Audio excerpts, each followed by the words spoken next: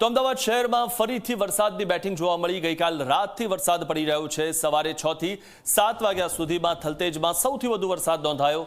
એક જ કલાકમાં થલતેજમાં 1.69 ઇંચ વરસાદ પડ્યો। સાયન્સ સિટી વિસ્તારમાં 1.67 ઇંચ વરસાદ પડ્યો તો ચાંદલોડિયા, મેમનગર, બોડકદેવમાં 1 ઇંચ વરસાદ નોંધાયો। કાલુપુર, અસારવા, દાણાપીઠમાં 1/2 ઇંચ વરસાદ પડ્યો છે।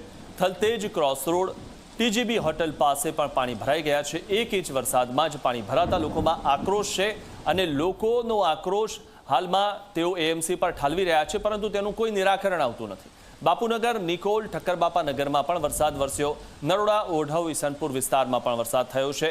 આનંદનગર, બોપલ, ઘુમા વિસ્તારમાં પણ વરસાદ થયો છે। જિલ્લા શિક્ષણાધિકારીની તમામ શાળાઓને ખાસ સૂચના। વરસાદી પાણી ભરાય તો યોગ્ય નિર્ણય લેવાની સૂચના આપવામાં આવી છે। વિદ્યાર્થીઓને રજા આપવી પડે તો વાલીઓને જાણ કરવા ખાસ સૂચના આપવામાં આવી છે।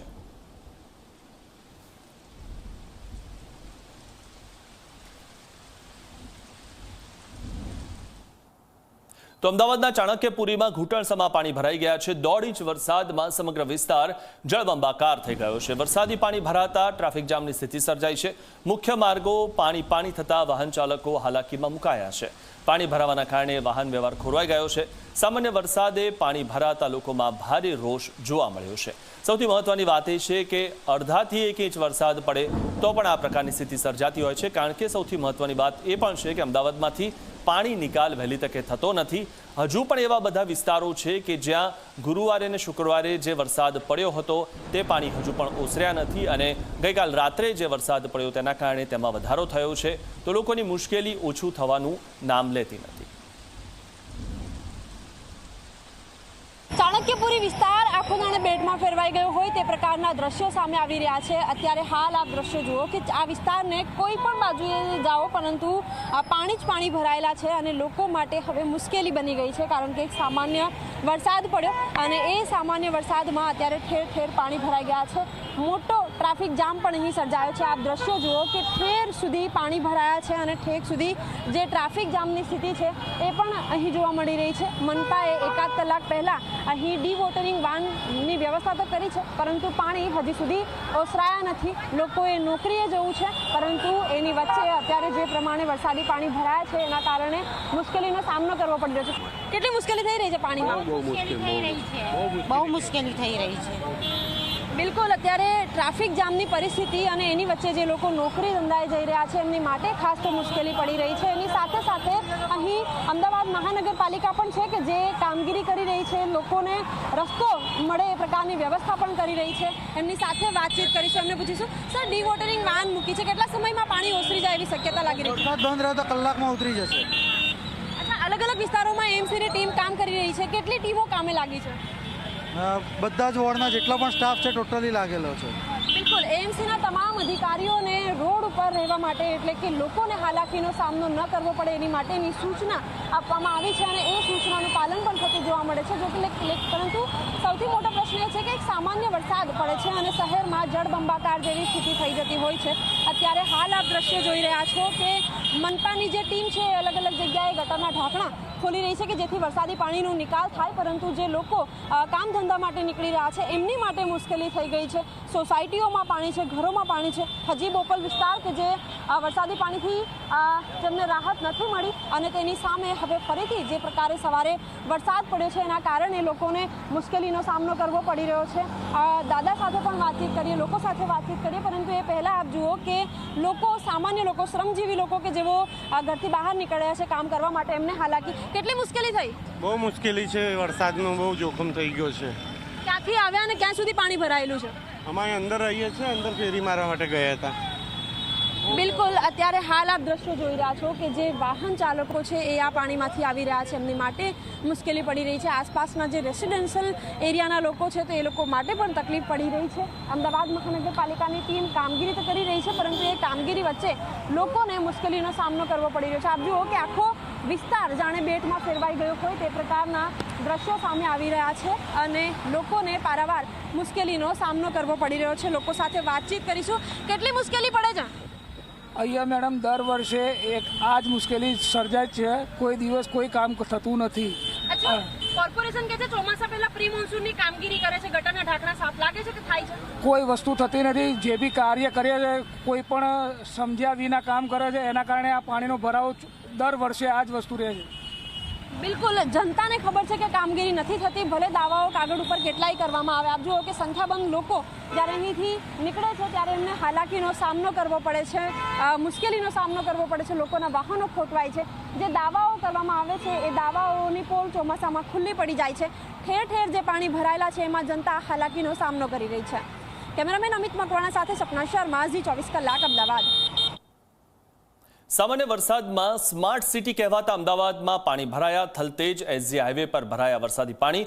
1.5 ઇંચ વરસાદમાં જ ઘૂંટણસમા પાણી ભરાઈ ગયા છે. પાણી ભરાતા એએમટીએસ બસ સેવા બંધ થઈ ગઈ છે, ત્યારે ડ્રાઈવરે મુસાફરોને બસમાંથી બહાર કાઢવાની ફરજ પડી. નોકરિયાતોના સંખ્યાબંધ વાહનો પાણીના કારણે ખોટવાયા છે. સામાન્ય વરસાદમાં જ પાણી ભરાતા લોકોમાં ભારે રોષ જોવા મળી રહ્યો છે. એક બાજુ લોકોને મેસેજ આવે છે એએમસી તરફથી કે એડવાન્સ ટેક્સ ભરો, અને ટેક્સની સામે લોકોને શું મળે છે આપ આ દ્રશ્યોમાં જોઈ શકો છો. લોકોને પૂરતી સુવિધાઓ પણ નથી મળતી. રોડ ટેક્સ ભરે છે તો પણ કેવા રોડ મળે છે? પાણીથી લથપથ થયેલા રોડ હોય છે અને લોકોના ઘર સુધી વરસાદી અને ગટરના પાણી ઘૂસી જતા હોય છે. લોકોને સવાલ એ જ થાય છે કે ટેક્સ કેમ ભરીએ?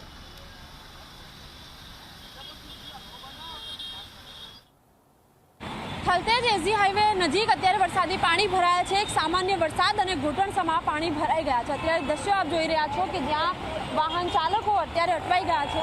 પાણી કારણ કે ભરાઈ ગયા છે તો તેમના વાહનો પણ ખોટવાઈ રહ્યા છે. અહીં એક એએમટીએસની બસ પણ ખોટવાઈ ગઈ છે. શું થયું બસને? બંધ થઈ ગઈ પાણીમાં જ બંધ થઈ ગઈ. હવે આ ચાલુ થતી નથી.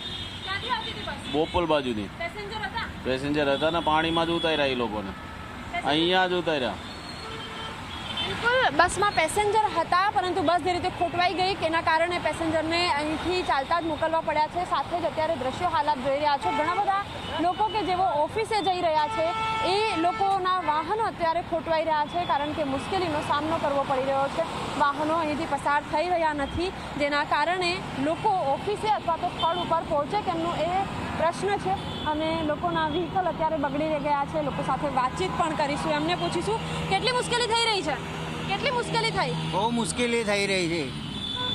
કેટલું ચલાવવું પડ્યું? બહુ ચલાવવું પડ્યું.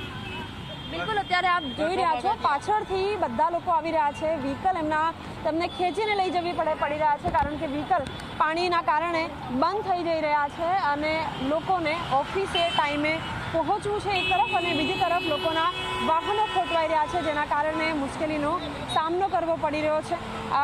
કેટલાક લોકો છે જેઓ મદદ પણ કરી રહ્યા છે પરંતુ એ મદદ સામે અત્યારે જે રીતે પાણીના કારણે સ્થિતિ વિકટ બની છે. લોકો સાથે વાતચીત કરીશું, એમને પૂછીશું. અચ્છા, પાણીમાં આવ્યા કેટલી મુશ્કેલી થઈ? ઘણી બધી. ક્યાંથી આવ્યા છો? મેમનગરથી. વ્હીકલ બંધ થઈ ગયું છે કે પછી હવે ચાલુ થઈ રહ્યું છે? ચાલુ થઈ ગયું.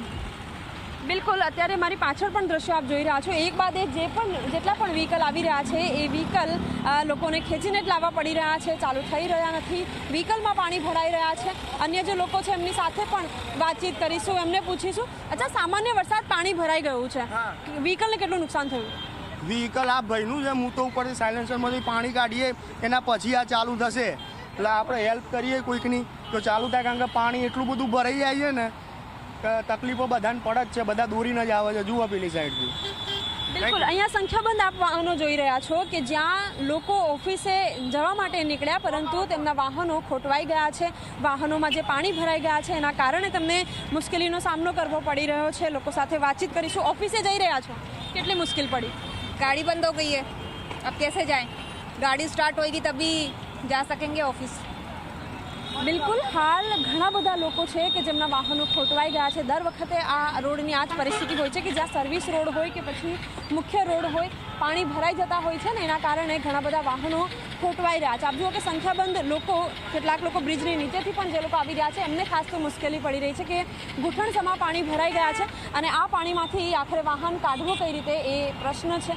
જોકે પ્રશાસન દર વખતે લોકોને આ જગ્યાએ હાલાકી પડે છે તો અહીંથી પાણીના નિકાલ તાત્કાલિક થાય તે પ્રકારની કામગીરી કેમ નથી કરતું? કેમેરામેન અમિત મકવાણા સાથે સપના શર્મા, ઝી 24 કલાક, અમદાવાદ.